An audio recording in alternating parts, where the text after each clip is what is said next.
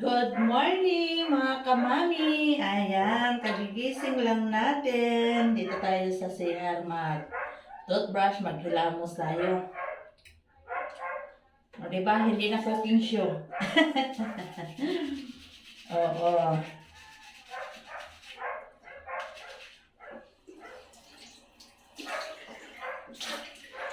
Kagabi mga kamami, ano na naman tayo dito sa Jinsa, nilindol na naman ba? Nasa, kung hindi ako nagkamali, nasa 5.1. Pero malakas din, murag giuyog ang balay. Ginoo ko. Pero buti na lang, kahit ganun, saglit lang ba ang pagka, ano niya, pagkauyog ba? Kasi yung mga tao dito parang nagturuma na kasi. Kasi nung nilindol tayo nung June 8, ang lakas tapos ang tagal. Yun ang nakakatakot talaga. Buti na lang yung andito yung mga kapatid ni Mister, mga pamangkin niya. Di ba may bisita tayo nung isang araw? Buti na lang hindi yung andito sila hindi lumindol. Kaya kung andito sila tapos simba ko naglindol na, naranasan na nila yung naranasan natin dito na taga-Jinsan. Ayan, toothbrush muna tayo.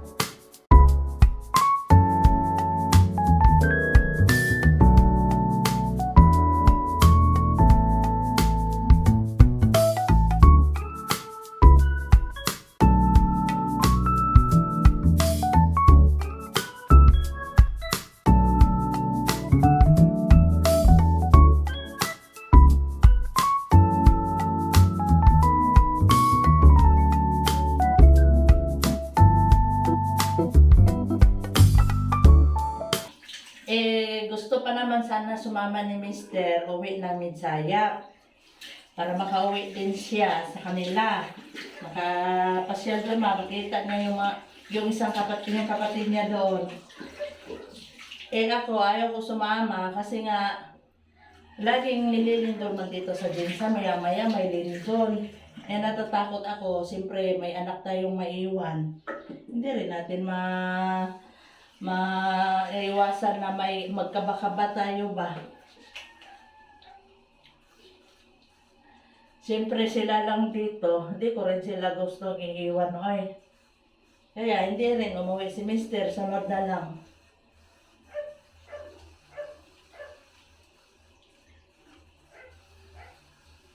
Sunod na lang tayo magbanding-banding.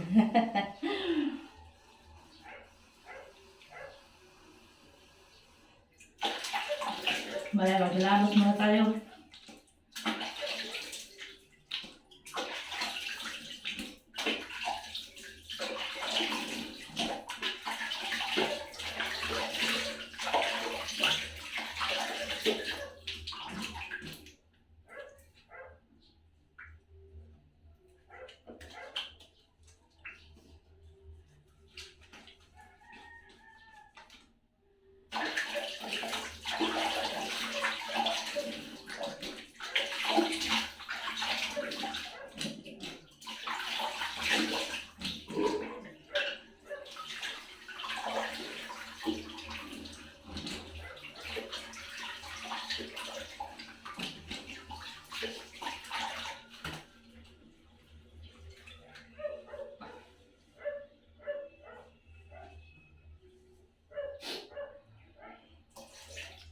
Ayan, tapos na tayo naghilamos. Hilamos lang muna kaya baka mamaya meron pa tayong muka dyan. Maya-maya na, ligo din tayo. Ayan, labas na tayo. Uy, madilim na tayo. Magkuni-kuni na naman tayo doon sa labas. Magtrabaho na naman. O, ayan na si Mr. Mata na rin. Morning, de. Morning. Morning. Ayan. Sana po na itong trabaho. Luto na naman tayo ng kanin. Ayan. Tapos, kahapon pala, bago sila umuwi, pumunta kami ng Peaceport. Bumili kami ng mga isda. Ang problema na timing man na ang mahal ng isda ngayon kasi nga may bagyo. Tapos nakabili din sila. Tapos pumunta kami ng Kabularan, dun sa may bulad ba. Bumili din sila ng bulad. Yun. Tapos pag uwi namin kahapon, dito sa bahay, ayan, naglaba tayo ng mga ginamit nila, mga bedsheet, mga habol, mga punda. Ayan, nilabhan ko na yan kahapon. Siyempre, hapon na, hindi man siya na as in na tuyo. Ayan. Kunti naman lang kasi nga doon tayo sa washing, may dryer man. Ano natin to, ibibilad muna natin doon sa labas. Tapos, maglaba din ako ng cover ng ating upuan. Nandito pa yung ginawa ni Ivan. Ayan, nag-color-color siya kagabi pero hindi ata na tapos. Ayan, nandito pa yung ating sungkit, di ba? Kasi magsusungkit tayo ng nilabahan mamaya kasi nga ilalabas natin.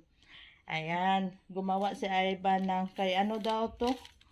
Sa friend niya, kay Mayel, nagpagawa siya. Ayan, mahirap man at anuhin natin kasi hindi natin alam yan. Ayan, ito, cover ng ating bangko. Ayan, tanggalin natin to para malagay na sa washing. Ayan, pero bago ko yan gagawin, syempre, magkakape muna tayo. Kasi coffee is life man tayo. Ayan. Kahapon, dalawa yung ating na-upload kasi natutuwa ako doon sa anak ng pamangkin ni Mr. Parang apo na rin niya yun. Siya sa ating YouTube channel. Nag-subscribe din siya. O diba, nadagdagan na naman yung ating followers kumbaga. Ayan. Siyempre, binidyohan ko din yung bata. Nakakatuwa nga binidyohan ko rin siya. Si GM, shout out GM. Ayan. Binidyohan ko siya ng binidyohan. Ang problema, kunting oras na lang yon. Ayun, na-video din natin. Tapos in-upload ko para magbukas siya ng ating channel. Makikita niya yung sarili niya. Yun. Tapos, gihangak man tag-yaw-yaw diri oy. Gihangak naman ta. Parang kulang na tayo ng exercise. Yan. Tapos, kagabi, kumain kami. Ang nagluto si Ivan. Siya ang nagluto ng ulam. Nag-adobo siya ng manok. Uy, himala si Ivan. Lami-lami po iyahang manok na giluto. Oy. Masarap man pala magluto si Ivan. Ngayon, alam naman natin na marunong si Ivan magluto. Impasya siya na magluluto. Bita, masarap yung niluto ni Ivan na adobong manok. Yun ang gusto ko, yung malapot-lapot ba. Ayan. Ano ba kukunin ko? Bakit ako pumasok dito? Tuwalya pala. Kasi nga, kumakati man yung ating ilong. Yan, wala tayong pako natin, Ayan. Hindi ko na nakita yung ko ba, yung aking hidban kung nasaan na. Siguro parang andun sa labahan. Ay, natulog na ako kagabi. pumasok si Ivan, sabi niya, naramdaman ko ba daw ang lindol. Siyempre, niyuyog ng katrig yata. Naramdaman talaga. Labadami na naman tayo ngayon. Ganyan naman ang ano natin dito sa bahay. Ikot-ikot na lang yung ating gawain. Yan.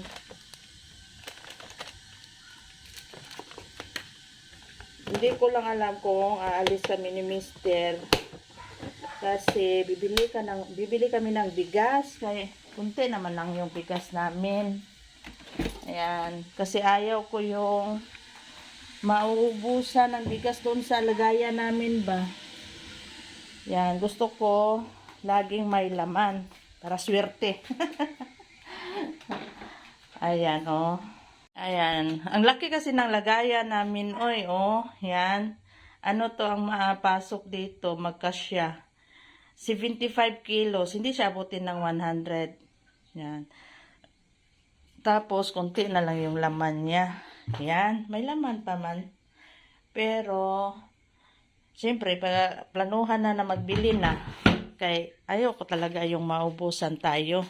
Ayan. Dahil kumulo na yung ating tubig, timpla na tawag kape. Ayan. Hintay na yung ating kape dito na matimpla.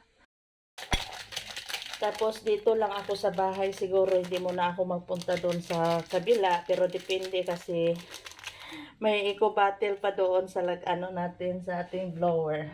Exhaust fan. Kasi kumuha nga si Mr. kahapon doon ng lagayan ng ice cream ba. Kasi yung kapatid niya, humingi ng pintura ba yun? Yun ang pinaglagyan. Nakalimutan niya binalik. Kaya meron tayong abubot doon. Siguro dito ako sa bahay kasi maglilinis tayo. Ayan. Kunting pagpag.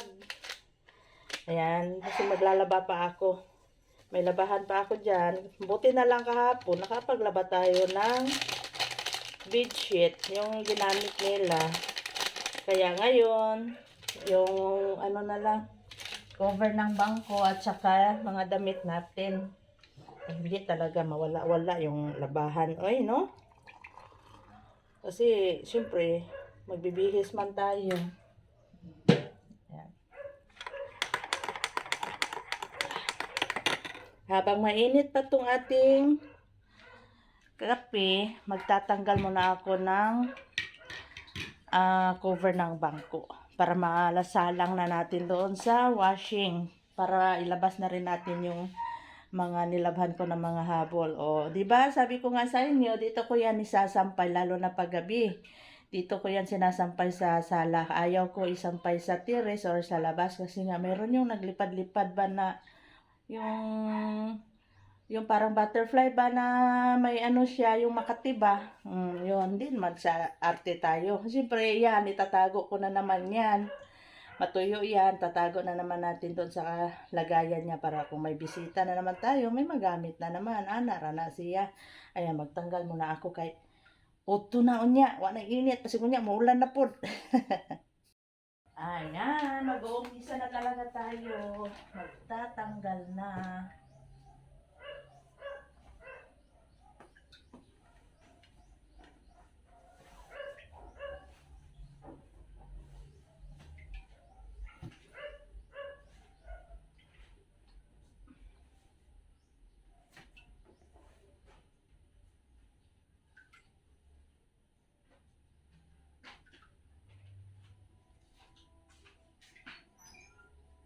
Sabagay ko, gawasan Pwede na naon na. Bukan naman, pero Bukan.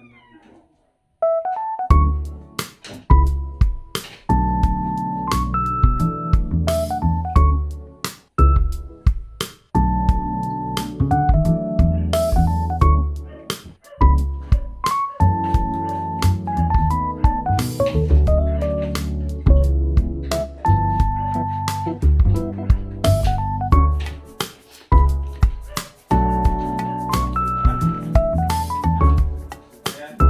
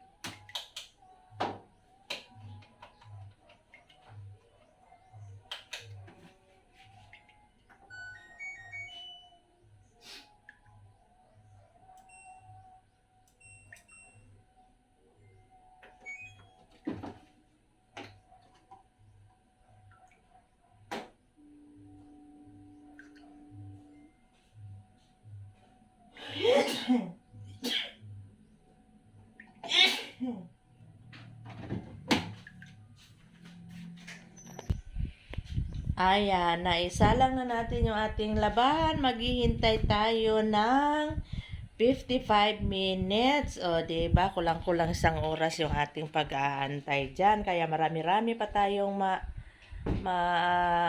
matrabaho. Ayan. Inom muna tayo ng kape. Kaya nabugnaw na yung ating kape. Ayan.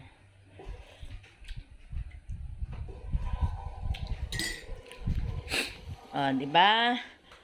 May isang cover man kasi dalawang cover yung ating bangko pero hindi ko yun kukunin. Kung matuyo, yan ibabalik natin. Oy, yan, anak siya. Oh. Natanggal na natin yung kanyang cover. Kaya kunik-kunik na ta. Ayan, di ba? Tinulungan tayo ni Mr. Siyang nagsampay dito sa labas. Ayan. Ito yung nilabhan ko kahapon. Buti na lang naglaba tayo kahapon para hindi tayo abutin ng hanggang hapon na maglaba ngayon. Ayan. Ito yung ginamit nila. O, diba? Pag matuyo yan, ligpit na naman. Wala na yung alaga natin. Hi daw. Wala na si Yenyen at saka si Miska. Nilagay namin doon sa kabila kasi nga mayroon tayong bisita. Sige, matugpangihe. O, di nilabas namin, nilagay namin doon sa kabila. Sabi ni Mr. lalagyan daw namin ng bubong ba kagaya ganyan para pag mainit o ulan, mayroon silang murag silunganan ba. 'Yun. Last na de? Last na daw yan. Sure ba? Last na ni. One day lang gamit, laban na dayon. One night lang. One night lang. Gamit, laban na dayon. One night lang daw ginamit ng mga kapatid niya. Nilabahan ko daw. Siyempre, para maitago na naman natin. Madali lang kasi sila dito. One night lang, umuwi na sila agad kasi umalis na sila agad kasi nga pupunta pa sila ng Midsaya, Pikit, tapos dadaan pa ata ng Zamboanga. Ano yan dyan? Cagayan. Tapos balik na sila sa Leyte. O diba? Nag-travel sila. Kapagod naman yung ganon. Uwi na sila ng Leyte. Tapos yung isang kapatid ni Mister, yung may-ari ng van, uuwi pa yun sa Cavite, sa Manila. Ang layo. Ayan, diba? Ang init ngayon. My brothers and sister. Sa mga pangalan. Dinamen, Cirilo, Bobo, Daniel. My niece. Yung maliit, sino yan? May apo. May apo man to, Timberley, and his son. Si paano no? GM. Tingram, si Balda, Mylen. Ryan. Diba? Yun lang ata. Lahat sa papiligin. Hindi ko na mabanggit lahat. Lahat na lang. Shout out na lang. Shout out sa Na lang lahat. sa inyo. Regards sa lahat. Hope you still good health. Always. And keep safe. Always. Yes na ako. Loto na ta.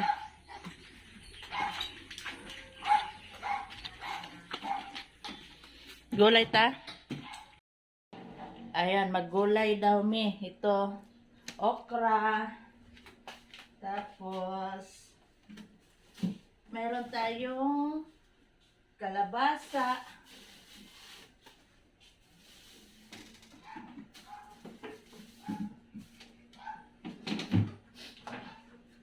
May sitaw, may talong. Yan, lauoy lang ta. Tapos, ang ihalo nato kay kuros yung kalkag ba yun? Pakita ko mamaya. Yan, o niya ito gulay. Pero maliit lang, hindi ko to ubusin, konti lang.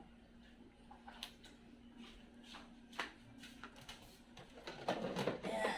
Kaya yung may sobra dito ko ilagay.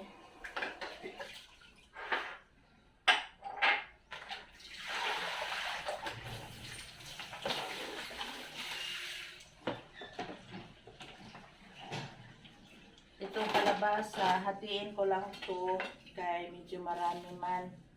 Maglaw-oy lang ko, gamay lang kaayo, yung tama lang na ulamin namin ngayon.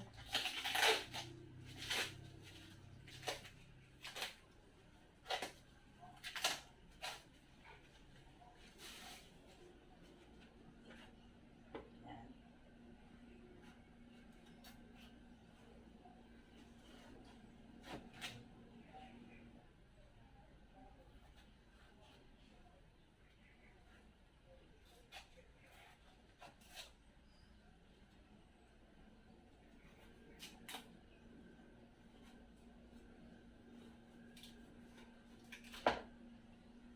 Yan, ito lang. Ito lang yung aking gugulayin, isang slice. Ginoo ko, bakit ba Makati man atong ilong oy?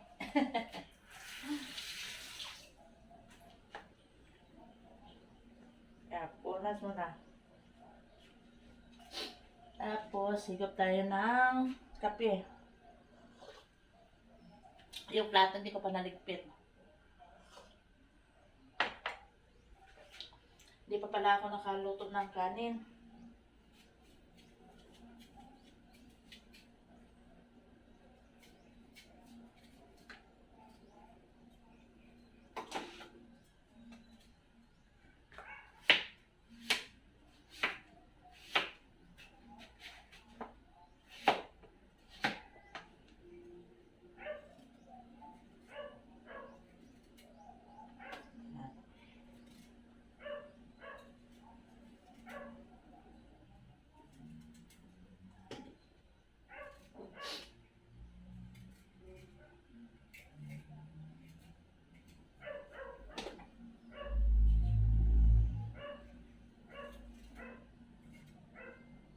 Tapos magkuha pa tayo ng malunggay mamaya. Kunting malunggay lang. Kahit 2 palwa, okay na yun.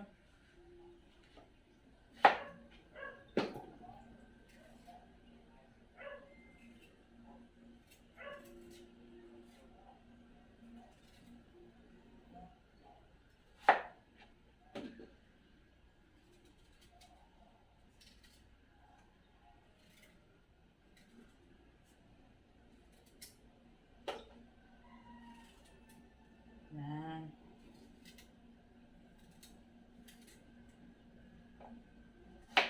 Tapos, itong talong, 2 yung niluto ko kasi medyo makunat naman. Lutuin ko na lang ito lahat.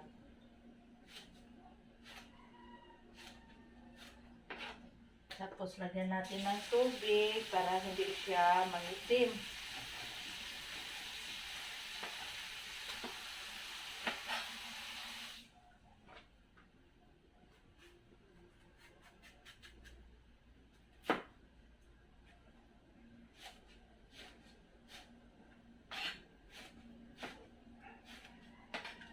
Tapos tong okra, ilang piraso lang din ang ilalagay natin. Makati talaga ba?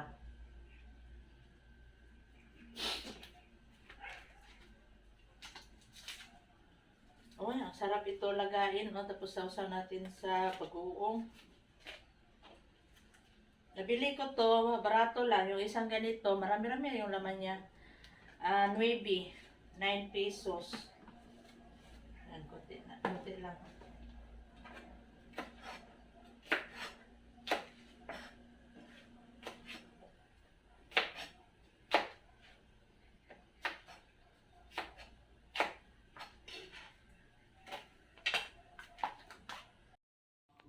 Ayan, labas tayo kasi kuha tayo ng malunggay. Inom muna ako ng kape.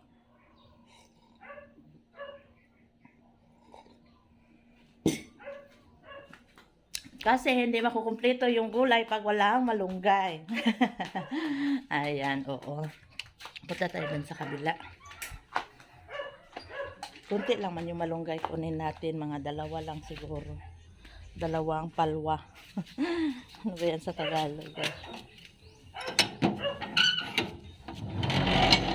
Oh, thanks God. At mainit ang araw ngayon. Lumabas si haring araw.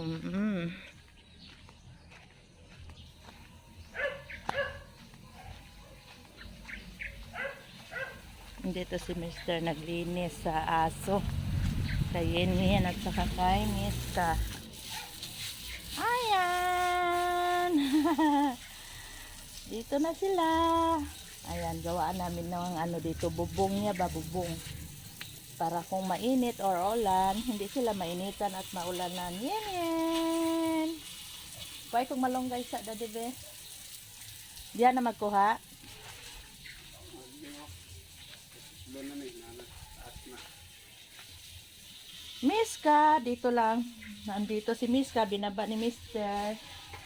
Dito. Nagkut-kut na siya og lupa.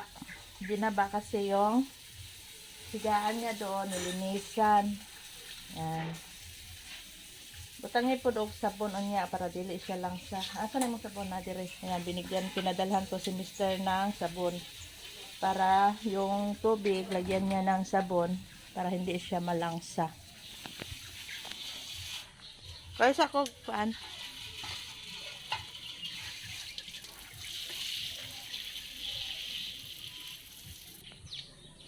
Ayan, kumuha si Mister. Dalawa lang di. O, tama na. Ang laki na. Ikaw, ayan na. Hindi ko ganahan. Sabi ni Mister, lalagyan daw ng tanglad. Sabi ko, ayaw na. Kaya ayaw ko yung may tanglad yung gulay.